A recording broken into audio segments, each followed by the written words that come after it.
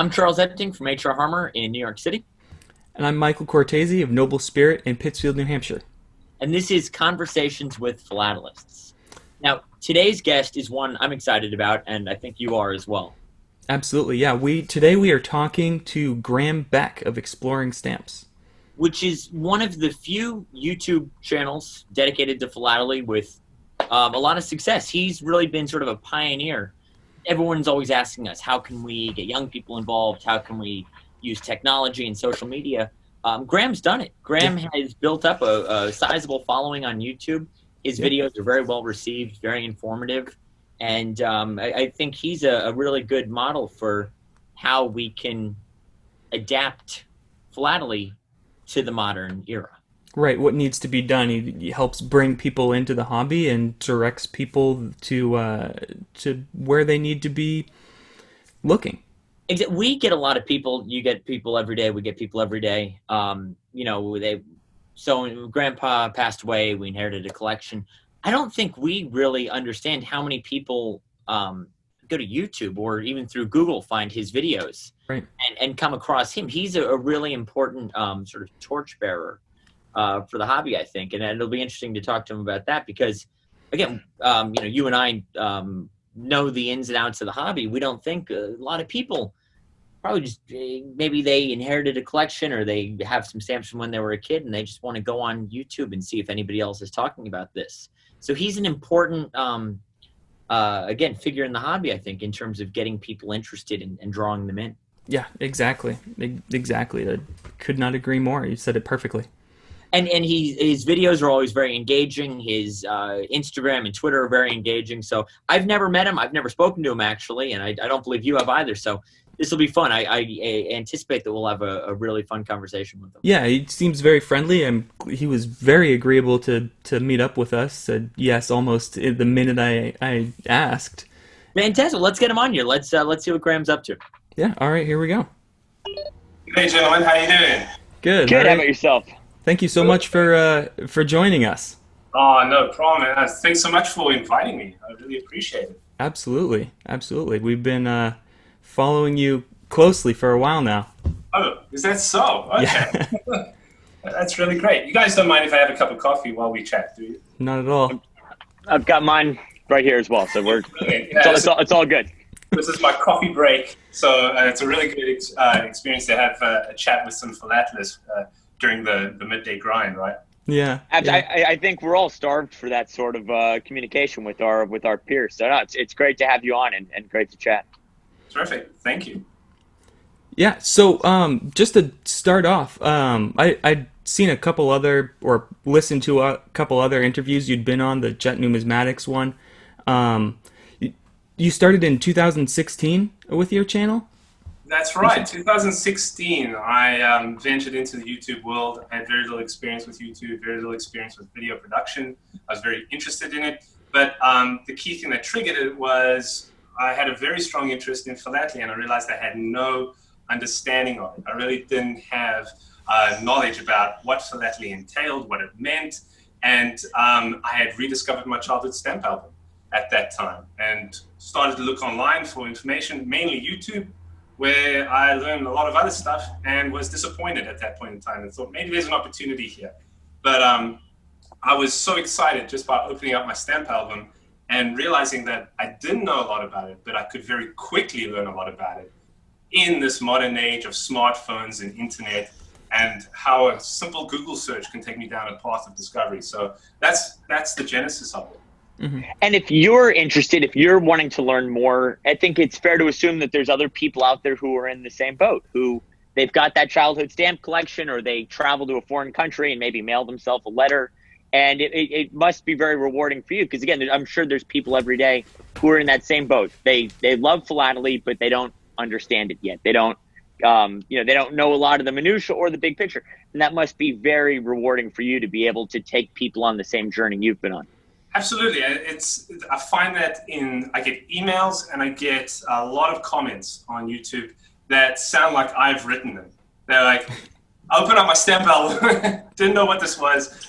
Thank goodness for your YouTube channel because it taught it to me at a level that I understand, because you can very quickly jump to expert material.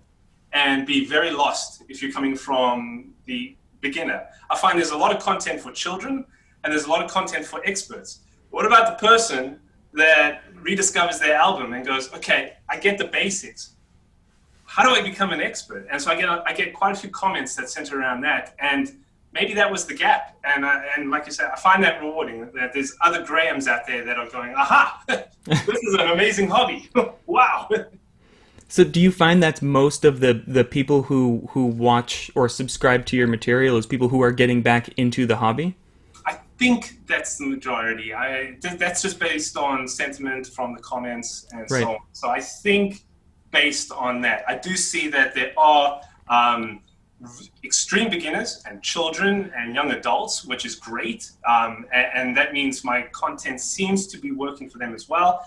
And then I find the experts and old timers that come in and say, I know all this stuff already. This is great, but I like to see it presented. I like the discussions that are happening in the comments. And then being an expert, they can even provide additional value by providing more information. And did you know this? And have you looked over here? And then that's actually, I want to say about 30% of what I learn comes from the comment section, comes from those experienced philatelists that then put me on a binge on Google and looking elsewhere to find out more information. So yeah, it's a win-win thing. That was going to be one of my other follow-up questions was where do you have a place that you generally look for information, or where are you finding the topics? I'd seen you talked about how you pick your next topic, right? You just go through your stamps essentially, but how are you researching them once you pick them? Is there a specific place you go, or are you just typing into Google, this is what I have? Yeah, it starts with Google. I find that's the best way. So one of the things that I found interesting is that if I avoid the stamp communities and start with my own fresh Google search, I might come up with a spin and angle that is new and interesting. Mm-hmm. So I start with a Google search. It may take me into stamp forums, may take me to reach out to the APS library and get assistance. I may end up watching a couple movies, documentaries, read 2 books, and then eventually come up with a 5-page script that I try to lean down to something that makes sense. And that's the hardest part. So I can find a lot of information, but then how do you make it into just the right amount of information and just the right parts to inspire somebody to go look up more about it and not be disappointed, and to not bore them if it's too long, right? Something that I think is interesting, because we're all in the same generation, arguably. That was a dig at Michael. No, but we're all about the same age. And I feel like a lot of people who didn't grow up with social media, YouTube, the internet in general, they I don't know if you guys have a similar experience, but they often come to me and say, oh, the future of the hobby, the solution to any of the hobby's problems is a Facebook page or a YouTube channel or an Instagram page. And I feel like there's this assumption or this idea that it's really easy to tap into social media with stamps. But there's very few people who have been able to leverage, and I'm going to lump YouTube in with social media right now. Yeah. There's been very few people who are able to leverage that into any sort of success, I would say. You know, there's a lot of local stamp clubs that have their Facebook page, and that's great. But I feel like it's more difficult than it seems to, again, there's a lot of people who have not grown up with technology like we have. How have you been able, what are the difficulties, what are the successes of integrating philately with modern technology? Because again, a lot of people sort of view it as this magic cure-all. Oh, we just put stamps on Facebook and then we get all these new members for our society. And it's not that easy. Again, there's very few people like yourself who have been able to have any amount of success with this. What has that experience been like? I appreciate that. Yeah. So I put up my first 2 videos and nobody watched it. It was incredible. I thought, like, hey, you put up a video of stamp collecting. There must be thousands of people typing that phrase in stamp collecting in the search bar and just going, there he is, and I want to watch this. It doesn't happen. It doesn't happen overnight. You got to find a formula that works.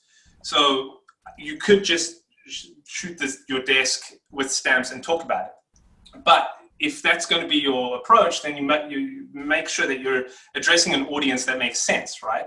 Maybe that's an expert audience. Maybe that's an audience who just wants to go for the details. And then you got to work your magic through networking and through building up a reputation. But when I launched my videos, I realized that I have to, this is not an overnight thing, that I need to reach out into multiple different social media avenues. And that there's a real strong sense of community, which I think goes across all niches and all hobbies, that you have to build a following and build a community and become trusted. And people, I think I've read a number of articles where it can take you 7 years to really establish yourself over time. It was, I think, particularly more difficult for me when I started. There was nobody else that I could leverage on the YouTube planet. I could jump into the Facebooks if I wanted to. I could jump into Instagram. There were lots of, you could call influencers there. There's Twitter, and start working your way through the network. I was very lonely on the YouTube planet. And so if I was starting a sneaker YouTube channel, I could leverage and work with the thousands of channels. If I was doing makeup or video games or something along those lines, there's a community there already, and you just have to start working your way into it. In the YouTube world, I didn't have that luxury, but I had the luxury of an established Instagram and Twitter sphere that I could work amongst and build and bring traffic in. And over time, it starts to build, and you get the ball rolling.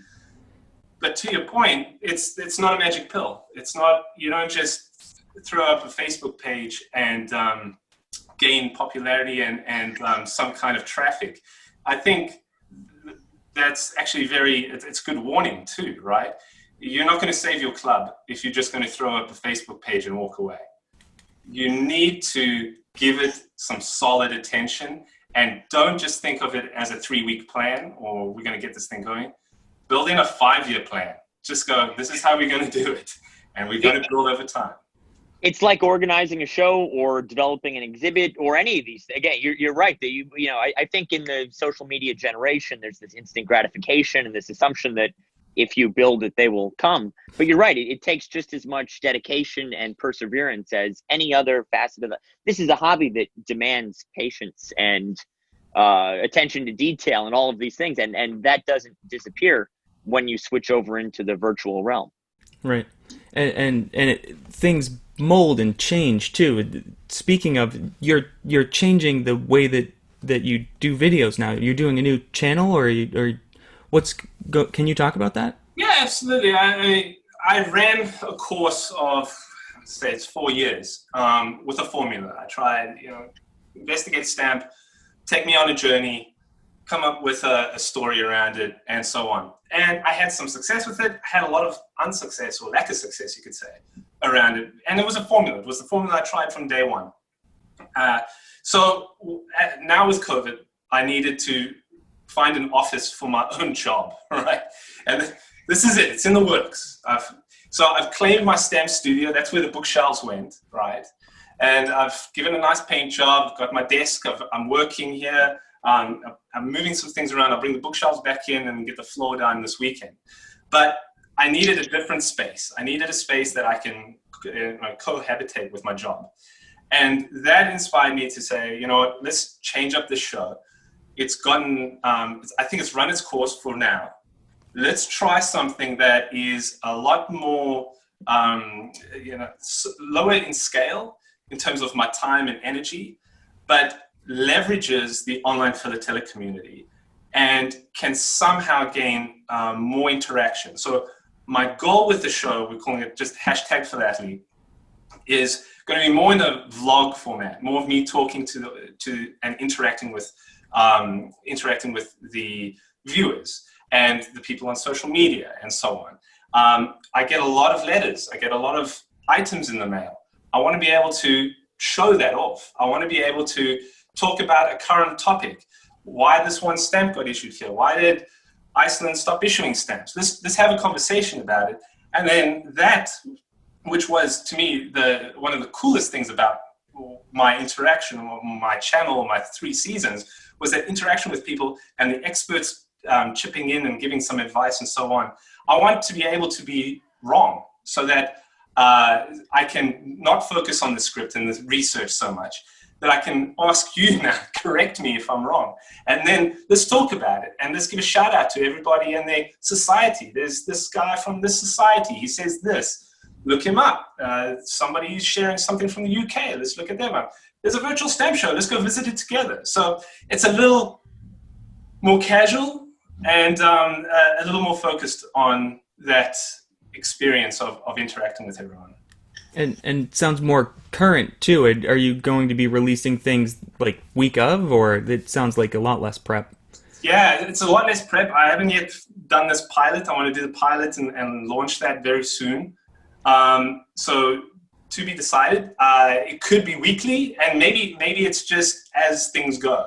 Maybe I shoot it out every week, take a 2-week break due to craziness, whatever I need to deal with, and then shoot another one out. Also, it might not be a success. We'll find out. I'm not afraid to fail. And if people don't like it, well, that's fine. Maybe I can reinvent myself from there. Can you talk a little bit about your own personal collecting interests? Your show covers so many various subjects. Yeah. If you're at a show, when we can all go to shows again, what is it that you're looking for? What are you, again, where, because again, you watch all these episodes and you're geographically all over the place, chronologically all over the place, or are you an equal opportunist? Is there anything in particular that you're looking to focus in on? Yeah, I'm a mess. I'm a complete mess, and in a good way. In a good way, yeah, I guess so, because it's given me so much exposure to so many different elements of philately, and every time I do an episode would teach me about an element of philately or angle of philately, from perfins to studying World War II stamps, right? So it's left my collection nonsensical. It's all over the place. What I have done to kind of ground myself when it comes to go to stamp shows is that I do have 2 topics that from a topical standpoint, it's something I can at least focus on and enjoy. So I have 2 topics. I go for rhinos because I'm involved in a rhino sanctuary that I work with, and then cricket, a sport that I've loved since growing up and keep current. So those are my 2 topics, and I can always go ahead and keep building on that and get various covers and various stamps that are issued each year and all that. So that's my focus. But then I'm very easily persuaded to go anywhere when there is some awesome piece of postal stationery. And so, yeah, when I walk in the door, the dealers see my face, they go, "This is a sucker. We got to get this guy. Come here, boy." Have you noticed any sort of uptick in involvement, in viewership, in people reaching out to you since the virus broke out? Because this is really tailor-made for digital participation in the hobby. This is, you were providing a product already that a lot of societies and clubs, everyone was trying to crank out the Zoom meetings, the YouTube videos, and everything. You were already there. You were sort of waiting with open arms for what people needed at this time. Have you noticed an uptick in the response from people? Yeah, it was kind of funny, and I say that in a non-humorous way. When the virus was hitting Europe in particular, and Italy hard at the very beginning, I was getting a lot of Italians. I was getting a lot of people throughout Europe emailing me, and suddenly an uptick in comments, right? And I thought that was interesting. It made a lot of sense as the US went into lockdown. I got a number of comments that then picked up saying, "I've rediscovered my albums because I'm in lockdown." And I'm working my way through the series. And you see that. You see what is funny to watch is that somebody finds the channel from one random video somewhere. They provide a comment, and then they start commenting through the series. And it might take 2-3 days, and you basically watching the progress of their comments. And they're like, "I loved season 2. I'm looking forward to season 3. Great." And then all of a sudden, episode 3, there's a comment. and so you watch them follow.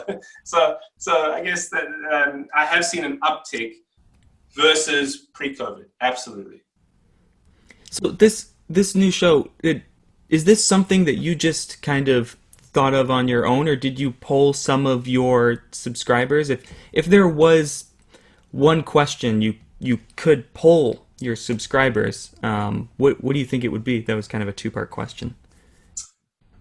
Yeah, so there were lots of comments, and there were basically a lot of comments saying that we want to see what is current. We want to talk about, a particular event. Did you see my country stopped issuing stamps about the Olympics? Can we address that now? And I didn't have the ability to respond immediately in form of a video. So that has tied my hands behind my back throughout the start to where I am today. I haven't been able to provide that. You're working within a fixed structure, more or less. Exactly. The formula held me. It held me with my hands behind my back, right? And so if somebody corrected me, for instance, I couldn't then address the correction in an upcoming video.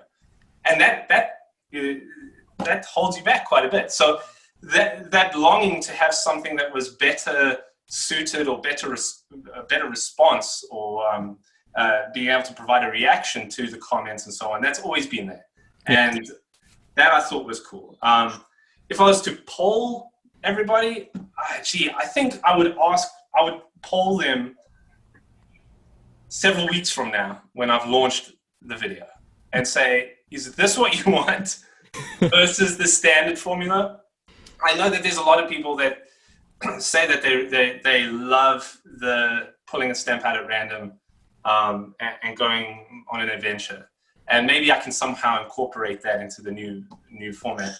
New format's going to definitely mature. It's going to evolve as I get started. If it's a success, we'll continue it. But I would want to poll them then. I don't know what I would ask them right now. Right. How do you see your show interacting with physical stamp shows moving forward? What is the crossover between the virtual? I'm sure you must get recognized at stamp events. Yeah, and I saw that you did a video where you went to a stamp event. Right. Show. Yeah.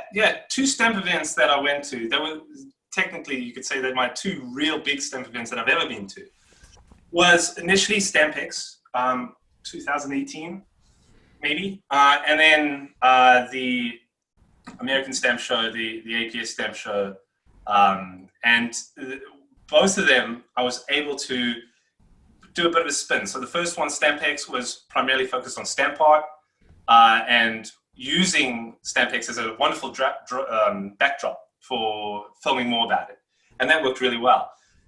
The stamp show here in the US was a great way to introduce people to a stamp show. What do you do at a stamp show? I didn't even know properly. And so I was able to work with the APS, get some instruction to move forward. I think it could be even cooler with a different kind of show that can interact with the audience. I think I could show up and tackle certain things. Know that there's a certain dealer out there that I can talk to, get some behind the scenes stuff. Pivot in that video 180 and do something else. I could even get my audience, if they are showing up to the stamp show, to bring and show and tell me something, right? I could be like, if you're going to be there, come to my booth, if I have one, and bring, and maybe that's a segment. What do you got? Almost, there are segments out there like in various shows, right? Almost like an anti-show show, exactly. An anti-show show, right? And it could just be a small segment. Bring in the best thing you want to show me. And you have to keep it to a 2-minute spiel and impress me. And so I could take it in so many different directions if I have no self-made rules, how the formula works. It would be a great mix of the virtual and the physical components. I think it would be a nice crossover. Absolutely. I'm going to see how it works with the virtual StampX this year. So it's entirely virtual in this case, and I have a few ideas around it I'm looking forward to explore. But I am in contact with the PTS, and they're trying to get me some backdoor access So they're like, you can see it several days before, which will be great. And maybe I can introduce my audience to it. Hey, look, this is what it looks like. This is my little booth. This is how you sign up. And let's take it from there. So we'll play it by ear. Yeah. You've got a lot of subscribers, almost 15,000. That's a lot more than a lot of some of the collectors clubs. Do you feel kind of I don't know if responsibility is the right word, but to direct them into the right areas? Yeah, definitely. So the more subscribers I have, it really comes down to more and more comments I start to get and the more interaction. And unfortunately, I can't answer all my emails. There's a lot, and I can't answer all the direct messages and Twitter and Instagram. It becomes a little overwhelming. Mm-hmm. But a lot of the times, most of the time, it's help. I inherited a collection. What do I do? After you get past that, it comes down to where do I go? I'm located here. Who do I meet? Right. I'm trying to find out more about this, and then I'm scrambling to try to find the answer for them. And so that's why some of the videos came to be. Inherited the Stamp Collection was a video. The recent videos on what should you put, what do you store your stamps in? Tweezers, tongs, People are asking me these questions, and I'm hopefully able to provide them a link versus me having to explain anything. So you must be the first philatelist. Again, somebody goes on YouTube and searches stamp collecting. You're like the first philatelist that they meet, and again, responsibility, obligation, whatever it is. You're a steward for the hobby in your role with these videos. You, again, a lot of people probably you're the first link they have with someone who knows what they're doing. Those videos, the most valuable stamps in inherited stamp collection, I looked last night. They've got like 172,000, 150,000 views on that. That's massive. From that's just the people out there who are looking at stamps, whether or not they're collectors, and directing them to the correct places. Have you gotten a lot of contacts that way with whether it be dealers or experts or someone appraising collections? Do you find yourself, you said you can't answer all of them, you can't direct everyone who's inherited a collection, but have you made connections that way? Yeah, and not as much as I would have liked to, unfortunately. I tend to get, to your point, I somehow become the first interaction for, I would say first responder. No, it's the first, I don't know, we'll come up with a term for it, right? The first encounter, right? I'm the first encounter for a lot. And they tend to be that beginner, curious me showing up. I don't get too many contacts from the expert end, although it does happen from time to time when I hit their topic on the head. So if I'm talking about stamps from Brazil, I will get a comment or two from a Brazilian philatelist or someone along those lines who will then provide a little bit of I can use them as a contact for somebody else who says, hey, have you seen anyone who can provide deeper information about the Brazilian bullseyes? And then I'll be able to go right ahead and say, here's someone. It happens very seldom, and I wish I was able to just grab a Rolodex of useful names that I could just whip out for any question that comes my way. But I do have a very few set of contacts. Yeah. And so how I see the clip at the beginning of your video says you're not sponsored by, but you're partnered with the APS. Do they help you in that? Do you direct people to the APS? Yeah, a lot. So even before I was sponsored, so the sponsorship happened, and it ended this month. So it was a month. It was an August to August 2019 to 2020 run, right? And in that agreement, it was that I was going to extent finish my season and provide some additional videos and see how this goes. No Stamp Society has really done a sponsorship on YouTube. This is all experimental. Scott English was fantastic. He reached out to me, and we came up with agreement. The key part of that sponsorship really was that I'm going to provide this card up front and acknowledge the APS. And that is also the benefit to me, is that I've got this card in the front that says APS, right? Which gives me some credibility. And so the APS is taking a risk on saying that this guy is part of what we're trying to do. And so it's a tremendous amount of, I have a tremendous amount of respect for them for going this route. I did reach out to them for some assistance as we went along. So if I couldn't find information, I may have reached out. If I needed some polling happening on Facebook or something that they could maybe get behind and push out to a larger audience, they would help. That would help with promotion of my videos during each launch and so on. So it was very beneficial for both of us. I like to think so. But I would very first up front encourage somebody to the APS when they came with a question that was related. Should I join a society? Yep, do the APS. They're thinking ahead. They've sponsored me. They're try them out. And so that's where that went. Sort of a cliche question, but one which I'm sure all three of us have heard many times. If a young person wants to get into the hobby, but he feels intimidated or it's difficult for a young person to become a part of the hobby. Yeah. What do you tell them? What's the advice you have to somebody? Whether, again, tons of children collect, whether it's part of a Boy or Girl Scout badge or whatnot, but there's that gap before you get to middle age when a lot of people come back into the hobby. If you're a teenager, a 20, 30 something year old who wants to get into philately, what do you think the most important advice for them to hear is? I know it's a tough one, but it's something that, I sort of feel like the three of us have a responsibility for that next generation of collectors. It's a tough one. I'll tell you, I was incredibly intimidated to go to a stamp show. I didn't know what I was doing. It would look obvious that I was clueless, right?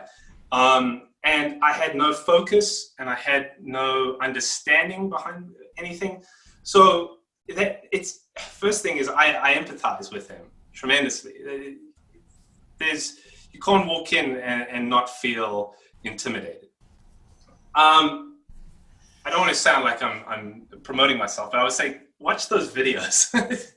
It's nice to have someone relatable, somebody who's young and normal. Look at this guy on YouTube. He also doesn't have a clue. And if you watch all his videos, he's figuring it out. And then you might know enough to feel confident to walk into a stamp show.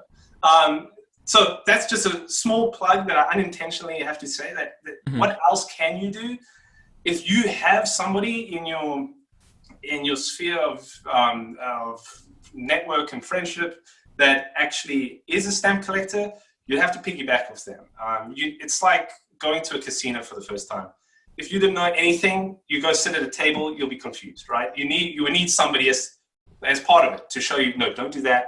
You can do this. It's fine to do that. It's also okay, now that I've gone to a stamp show, it is okay to walk in and be a beginner. So I would give that advice, that although it's intimidating, walk in and give it a go. Tell them that you're a beginner and go with it. I'd say that with caution though, because I have found the odd dealer to be discouraging towards the beginner or somebody who's not going to be spending a lot of money. That's unfortunate. I have experienced it. But I liked what the APS did at the one stamp show. They had, I don't know if it's true if they do, they had like a beginner-friendly tag on a number of scans. Uh-huh.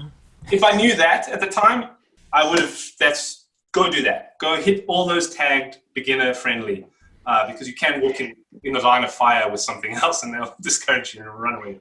Because for every maybe intimidating, discouraging dealer, I think there's at least 2 or 3 who are willing to take you under their wing. I again, without naming names, there was a dealer early on who he could tell I had no idea what I was doing, and he would let me come behind his booth, and he would actually let me help people. Hey, what are you looking for? And I started sort of working for him, and I guess I was unpaid labor in retrospect as I tell this story. But a lot of the dealers are willing to put that time into nurturing a new collector. So it does help. Again, I think that tag is a great way of knowing who bites and who doesn't, maybe. Do you know do they have that at all stamp shows? I haven't seen that outside of the APS. I think it was only that one APS show that I saw it at. But it's certainly something that should be adopted elsewhere, I think. Yeah, and then advertised, like, come and be a beginner and try this. Also have a booth right up front saying, "Are you a beginner? Let me show you the ropes. Mm-hmm. Go see all this. Everybody from this side of the room is awesome. Everybody on this side of the room, stay away. Stay away." Yeah. Yeah, and the YPLF booths, the Young Philatelic Leaders Fellowship, should be pushed more towards the I agree. shows to encourage or make comfortable more the youth walking in. I can't agree more. That first set of booths need to be incredibly welcoming and encouraging and exciting, mm-hmm. right? You walk in, you got to that's your one moment to grab them and then take it from there. Yeah. And also, what I think will improve, we need more content online. I can't be the only guy on YouTube, and I'm not anymore, thankfully. But I can't be the only person there. We need to have a lot more content.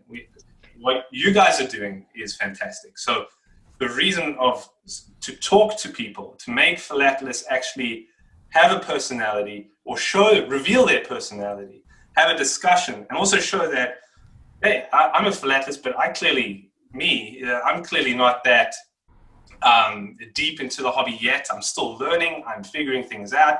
That this is a practice. I'm learning as I go. People need to see that, and if they go online and they can spend several hours looking for more information on philately and come across conversations with philatelists, other YouTube channels, that'll just break down all those concepts, those barriers, those beliefs that this is an intimidating hobby. And I think you're right that there's sort of these two extremes of the very beginner, what is a postage stamp, and the very advanced, looking at recuts or double entries and things like that for the expert. And there is that huge void of stamp-related content that is engaging and exciting is the perfect word you use, and relatable. And I think that's I'd never really thought about it that way, but when you say it, it's a perfect point to make. That, again, there's this whole spectrum between the two extremes that really needs to be explored. Yeah. I see it all the time at a stamp show, right? You've got the kids section, and there's a kids section, and then right outside the kids section, we're just pure expert level going on. You need to go. You need a buffer. You need somebody to be able to hold the kid's hand and be able to walk them into the progress of becoming like so-called expert philatelists. Yeah. So there's a void, and with a void comes an opportunity for more content and for more people to be trying this, and blogs, social media, Instagram accounts, videos, podcasts, you name it. Make it and be part of this growing movement of philately online, right? Yeah, exactly. If you help people get to that expert level, it'll help maintain the number of participants in the hobby. Yeah, absolutely. That's the thing for dealers and other people involved in the hobby. It's very selfish to want to nurture, to lead people from the beginning to the expert, because if we don't do that, it's up to us and up to the dealers and up to the show organizers. If we don't do it, there's going to be no hobby for us to take part in a couple of decades. Yeah, and I that's usually the answer I give to where do you see this hobby in the future. And I like to say I have a very positive look on how the future is going to be, especially what we've seen with virtual participation in the last several months. But there's a caveat. It would be irresponsible for us to not recognize that if we don't actually put significant effort behind it, it could easily fall behind. It could easily go backwards. It could easily vanish. So a level of effort, a commitment, go online, post stuff, share, tag stuff, create stuff. And that's why I'm very happy that this kind of forum that you guys have put together really does that as well. It really dismantles that philatelist has no personality perspective.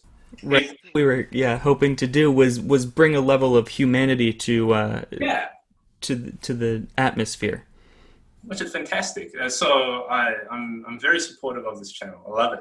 Thank you so much. Well, hey, we're supportive. We love what you've done, and we're really excited to see what you've got planned for the future. I think that this more timely current concept that you have it really has a lot of potential. I can't wait to watch personally. Yeah. Great. So I have 2 viewers. That's so far. All right. For a Stamp YouTube channel, that's pretty good, I would say. It's a start. It's excellent. It's excellent. Tell your friends. Absolutely. And once it gets up and running, we'd love to circle back around and check in. Once you've got some episodes under your belt, let's do like we've done with a couple of people. Let's get you back on. We can hear what worked. We can hear what didn't work. We can hear where things are going. I would love to, again, check back in and right now we're at the ground level of this new show. Let's see where it goes. Yeah, absolutely. I think that's fantastic. And then, of course, I could leverage you guys as well. Since it's fairly current, let's go see what Charles and Michael are up to, right? And that's it. And that is the basis, it's the fundamental of creating a community. Yeah. A rising tide lifts, every episode, I'm going to say this, literally every interview, I've said that a rising tide lifts all boats. But you're right. That's where the social media, the Facebook, the Instagram, the Twitter, the YouTube comes in. We've all got to be on the same page. We've all got to take care of one another. Absolutely. Grow together. Yeah. Well, thank you so much for joining us here and taking your time out. I know you've, in addition to what you're doing, I'm sure you have a full-time job as well, it sounds like. So thank you for taking time away out of your busy schedule to help. No, I appreciate it. Thank you for giving me an excuse to take a break from work and have a coffee with a couple of awesome philatelists. So anytime. Fantastic. This has been fun. Thank you so much. And we'll talk to you again soon, hopefully. Absolutely. You can count me in. I definitely want to be back. Sounds good. Awesome. That was great. That was a lot of fun. That was fantastic. That was very upbeat, very energetic. Just the kind of conversation I like to have. Especially in times of COVID, I feel like you need that positive energy in the hobby. You need to put good things out there so you get good things in return. Yeah, he definitely has it. He definitely has the it factor when it comes to positivity and. I think it's great for people to see that somebody young and normal and engaging and energetic is a stamp collector. I think that's. And self-admitted himself, he just discovered an album out of a closet, his childhood album, picked it up, and said, I'm just going to look up what these are, and look where he is now. Look what he's doing. He's engaging other people. I love how honest he is about how far. He's obviously come a long way since his first video, but he's very open and honest and realistic about he doesn't know everything. He doesn't know. He's learning with the viewer, which I think is really fun. It's not an expert talking down to you. Of course. It's not, I know everything about stamps. Let me impart this on you. It's, I've got a question. I don't know what the heck I'm doing. Yeah. Let's learn together. And I think that's a really fun. That's important too, because with stamps, there's so many books. There's so many places to start. Exactly. What do you mean? What he was saying is you pick up a stamp and there's 5 different angles you could attack it from. So I think a unique perspective on. You don't even have to attack the stamp. You can make a video about it as well. Exactly. Yeah, you could treat it with respect and put it in an album. But you're right. I think he really he holds your hand and makes it easy to get more involved. Again, you have to have that spark on your own. Mm-hmm. And then where do you go? I think his videos are the perfect next step to take. Yeah, they're dealing with that middle target demographic that he was exactly talking about, right? I that's something. It makes perfect sense when you hear it. I'd never heard it elaborated that way, though. Yeah, and that's something that was my biggest takeaway from our conversation with him. Yeah, exactly. And the fact that he's got 15,000 subscribers. These are the people who want to hear about stamps day in, day out. They're interested. It's not just the APS and maybe one or two other organizations, that makes his following one of the largest. Yeah. You've got Lynn Stampnews and the APS. And partnered with Dana in our last interview. I think she said the ASDA has got about 15,000. So his individual following. Exactly. He's already broken through and made it to that point right. that a lot of organizations strive for. He has a lot of clout and a lot of influence. And of course there's the caveat that no one's paying to subscribe. It's not the exact same thing, but it's the following is there. The people are as legitimate as his reach is comparable to a major philatelic organization, and that's the best way of putting it. That has to be respected, and hats off to him for he's done an incredible thing here. He really blazed his own trail, and I can't wait to talk to him again in the future. Can't wait to see his new show. Yep. Maybe he'll have us on. Fingers crossed. But that was a lot of fun. Yeah. That was excellent. That was a great interview, and I'm really glad we had him on in one of the first early interviews that we've done. Absolutely. So for people listening, well, I guess if they're listening, they don't need to know where to go to listen to us. But well, other people say it. If you're on YouTube, you can also hear us on Apple Podcasts, Google Podcasts, Podbean, and Spotify. Officially Spotify podcasts. Spotify. Now that we have done more than a few episodes. So all the major podcast platforms, our email is philatelypodcast@gmail.com. Yes, it is. You can get in touch with us through that. Again, I know I mentioned it in an earlier episode, but we're here to talk to people. So if you want to talk to us, just reach out. I think, Michael, what you're saying is you want a new co-host to replace me. Really, if we could find someone else other than Charles, please. Be more engaging. No, please reach out to us. I would love for that email to light up. I think that would be fun to hear from people. And I love, Michael, when you send me, you obviously spend a lot more of your workday on Twitter and Instagram than I do. No, of course. I'm busy running off.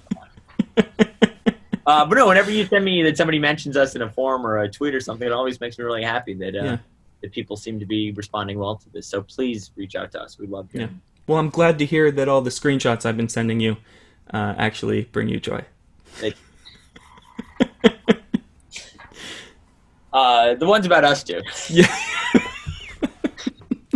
No, again, listen to us on all the major podcast platforms. Yes. YouTube, philatelypodcast@gmail.com. This was fun. I think next week's episode will be fun as well. Yes. Can't tell people what it is quite yet, but we're working on it, and we'll have something exciting for you guys very soon. Yeah, absolutely. And by the time this episode airs, hopefully I will have returned home from Serbia. Yeah, stay safe out there. Not to make the podcast too personal, but I'm headed to Serbia for a non-philatelic trip. But they do have a postal museum in Serbia. Mm-hmm. I think it's okay if we make it personal. I mean, that's kind of what the whole point is. That's true. I thought it was for other people. I didn't think that applied to ourselves. Oh, fair. I guess we technically haven't interviewed each other. Next time we talk, I'm going to report back on the Serbian Postal Museum. That'll be fun. Probably not on par with the Smithsonian National Postal Museum or the Cardinal Spellman Museum. Right. But we should give them some credit. We'll see what it's. I was going to say, maybe we can even cut together like a little slideshow of pictures of me at the Serbian Postal Museum. That'd be great. For the two people who would want to see that. You and my girlfriend. Who will have been taking the pictures. Yeah. So I'll report back on that next time we talk. Sounds great. Awesome. Thank you, everyone, for listening. Again, this is Conversations with Philatelists. I'm Charles Epting. Michael Cortese. And we'll see you next time.